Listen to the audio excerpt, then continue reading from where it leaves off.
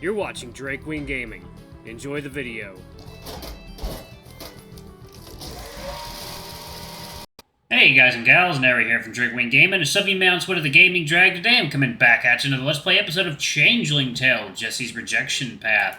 So yeah, before we jump into it, just wanted to let y'all know our Patreon is now for as little as $5. Y'all can help support the channel, get some awesome rewards like permanent access to our community Discord server and full access to upcoming not safe for work videos.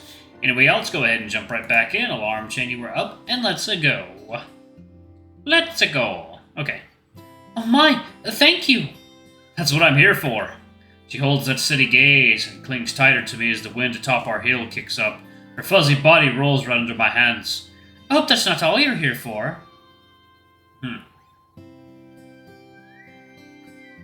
God, that's still very not safe for work. Holy shit. We kiss again, so that wet nose grazes my cheek. The intensity of tasting her new, deep, earthy flavor running my tongue along her own teeth. It's like drinking whiskey for the first time. Everything else fades away. I crave the heat, the intoxication. My hand follows the lines of her curves, sliding lower and lower until... Oh. Jessie pulls away, quickly hiding behind me. What's wrong? Gah! Oh. Jessie, I believe you lost something. A snout pokes out from behind me. Miss Alana, I don't know what happened. Alana doesn't even attempt to look convinced. Oh, I know what happened. She eyes me up and down while Jessie clings tightly to my waist. I warned you both. I can't help you anymore if this is to continue. Alana stuffs the red dress into my open palms. It's all in your hands now. Jessie grabs the dress from me and slips it back on. It makes her decent but no less furry. She steps out to face her accuser. I'll be fine, Miss Alana. I know I will. You only know what you believe to be true. You need to live more to realize what you want to be true isn't always what shall be. Alana, this is Jessie, as she is now. Her decisions are up to her. You're right, and I won't meddle. Just know your safety isn't dependent on your happiness. It's dependent on your ability to forego joy for rationality. The hell kind of nonsense is that? I don't know what to say. There's just so much. I only want to live my life. Please, let me be. I keep quiet, silently absorbing Alana's message. I want Jessie to speak for herself. There's truth to Alana's threat, though. Jessie can be happy or she can be safe. I don't know if there's a middle ground yet. I'll be going. I'll leave you be. Just know that I found you as easily as any villager could. Any child, any parishioner, any drunk publican with a gun. Jessie inhales sharply, but has no response. We both know Alana is right on this account. I notice that despite wearing the dress, no part of her is reverting back to human. If Alana is provoking her, heightening Jessie's emotions, how will she be able to return to normal? I say all this because I care for you, Jessie. I don't want a world of fantasies to cloud your vision. You can have a long and beautiful life. Alana looks from Jessie to me. Well, it is filled with love. She starts off down the hill, then turns. Jessie, consider your actions. We watch her disappear below the edge of land and turn to each other. Consider your actions? Can you believe her? And I thought Marion was bad, striking her nose to others' business. Sticking her nose. I don't mention that Alana saved her life last night. I think she's just looking out for you. She's worried. Honestly, you know I am too. I know that, I do. But I can't fight who I am. I've made a decision. I have to be myself. It would even be more painful to hide than to embrace who I am. You must understand that, Malcolm. She pleads with me, simply with her wide, puppy eyes. Imagine being told you can't be you. It's alright, I'm trying to understand. Neither one of us knows how to deal with this, remember? We're learning. Aww.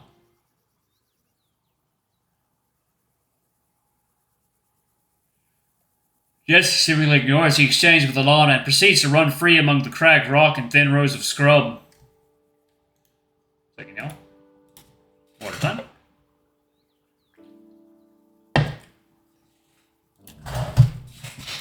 Ugh.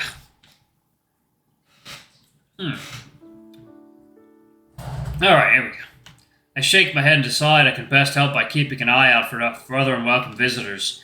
The last thing we need is for Grace to come wandering back from the loch to find her sister following scent trails and rolling in who knows what. Is this still practice, or has she simply given in to instinct? Even on two legs, she acts like a sheepdog exploring a new paddock. I let her be. She deserves an afternoon to unwind, after everything, and so do I. An afternoon free of advice, of injury, of questions. I checked myself. Yes, questions are tiresome.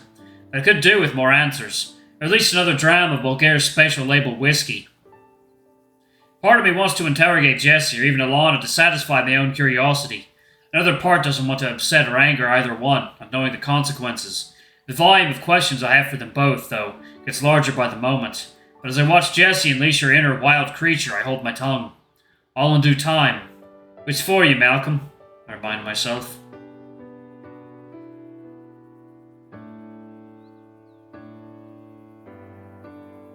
Jessie finally comes back to me, panting.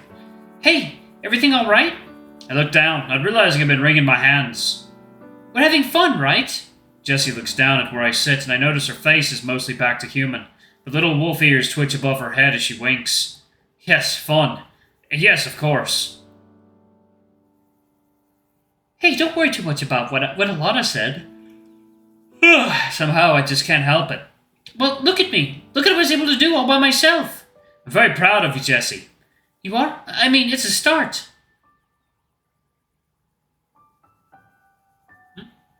She closes her eyes, concentrates, and I watch as she tries to finish the transformation.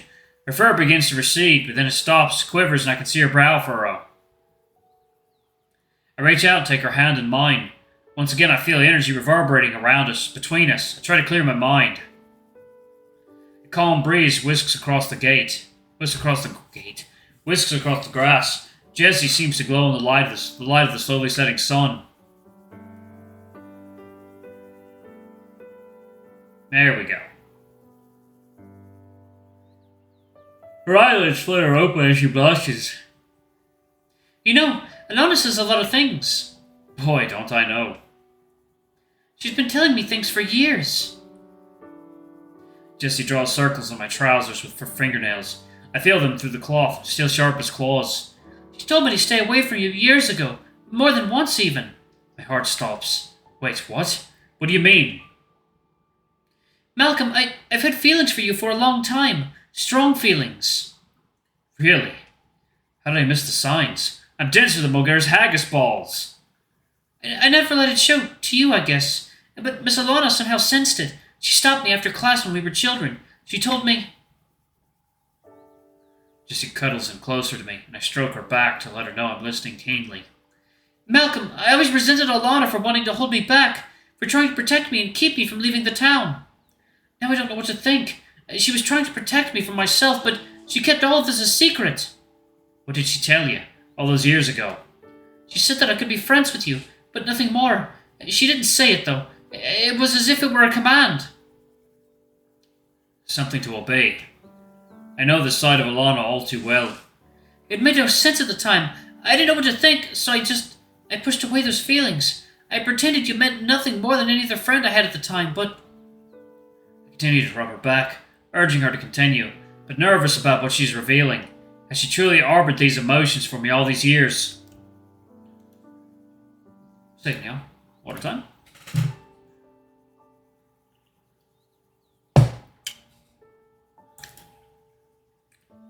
I thought 4 years was long enough. Enough time and distance between us that what I felt when I was near you.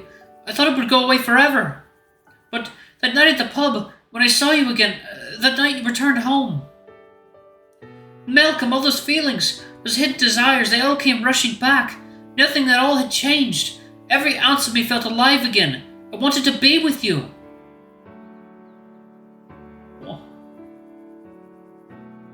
She bites her lower lip and holds her breath.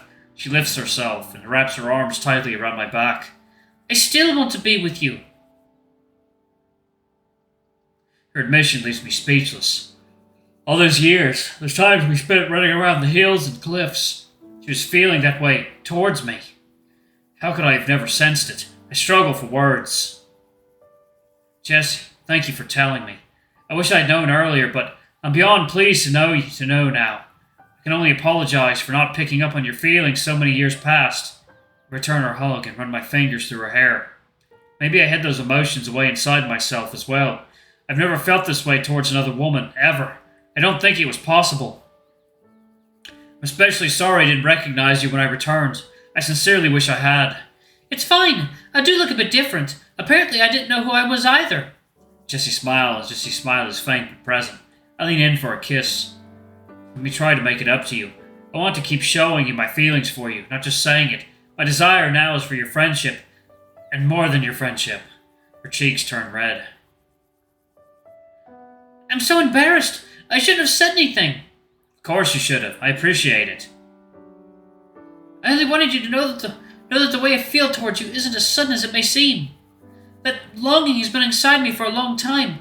It's been building and building, no matter how hard I've tried to suppress it. I know that Alana wants me to stay away from you, but I can't. I won't. Not now. It'll be alright. We'll make it work. Please, that's all I want. Don't be silly. You want more than me. You deserve more than that. You're right, I know that. But having you here with me, it's a dream, one I don't want to wake from. She looks off for a moment. Oh my, the time! It's then I too notice the sun setting on the horizon. If I'm staying in town, I can't lose my job. I'll need to eat before I get back on stage tonight. All this exercise is making my tummy growl. I'm glad it's coming from her tummy and not her throat. She stands, brushes grass off her dress, and takes my hand, yanking me to my feet. So you're definitely staying. She kisses me on the nose and winks. Yes, Mr. Campbell. At least for one more night. I'll accompany you then. No need. I'll be fine. Get back to Agnes. She must wonder where you disappear to so often. Oh, she's a fairly good idea, Jessie. It's a quiet town with very loud gossip. And what would they say if you were to follow me in and out of the Stag and Nanny at all hours like some stray pup? Besides, my tip jar won't fill if I have an admirer leaning at the stage, especially one as tough and strong as you. I snort and squeeze my own muscles. Hi, tough enough to wrestle a wolf. How about the vixen? Oh. Jessie lets her ears out and jumps into my arms. I spin her in circles, stealing a few more kisses before setting her down and tugging the tips of those fluffy ears.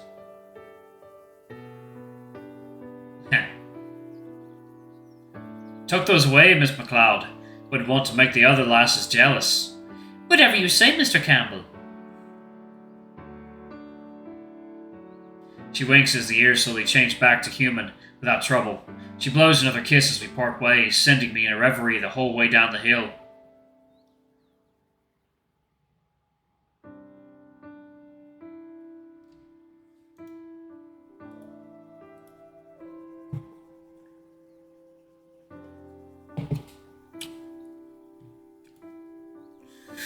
I walk home once again in a stupor, this time intoxicated by something more alluring than alcohol. That playfulness from childhood, our desires to escape, they're being reawakened in both of us. And hearing Jessie confess an early and forbidden attraction to me, it has my mind spinning. It changes everything. What I missed out on, a lifelong relationship, a childhood romance. We're all grown up now. I'm not Malcolm the schoolboy anymore than Jessie is, than she is Jessie, the girl next door. Jessie's anything but the girl next door. I roll my own eyes. What kind of world have we all been living in? Why are we both so readily accepting of this predicament?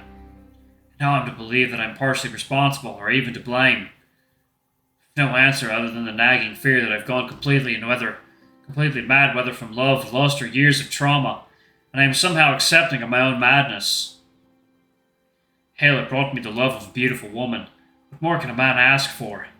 I think back on Jessie's lithe body, her agility, her ferocity, her insatiable yearning to explore herself and her surroundings.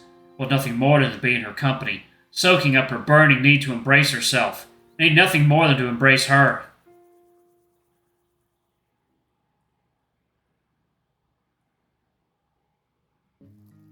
When I finally get home, I find Gran sitting by the fire, mending a curtain with needle and thread. Did you find your friend, Jessie? I sense disapproval in Gran. Did you find your friend Jessie? I sense disapproval in Gran's voice. I did. Is everything all right here? She refuses to look at me. Oh, everything is just fine here. I'm just beginning to wonder where my grandson disappears to at all hours of the day and night. Out for another wolf hunt? Tell the truth. I've been catching up with Jessie. She's been through a lot lately, and frankly, so have I. Catching up? Is that what the lads call it nowadays?